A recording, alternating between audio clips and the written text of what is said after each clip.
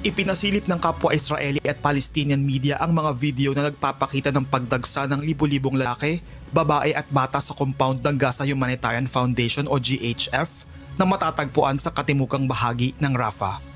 Inilarawan ng mga nakasaksi ang tagpo bilang isang magulong pangyayari na nagtulak sa mga sundalong Israeli na magpaputok ng warning shots upang maibalik ang kaayusan sa pamamahagi ng ayuda.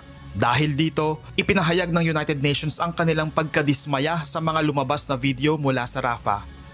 Binigyang diin nila na mayroon na silang detalyadong plano upang maihatid ang sapat na tulong sa 2.1 milyong katao na labis na nangangailangan. Sa kabilang banda, tahasang nagbabala ang grupong Hamas sa mga Palestino na huwag makipagtulungan sa sistema ng GHF. Gayunman, iginait ng Israel na kinakailangan ng isang alternatibong paraan sa kasalukuyang sistema ng pamamahagi upang maiwasan umano ang pagnanakaw ng ayuda ng grupong Hamas, isang bagay na mariing itinanggi ng Hamas.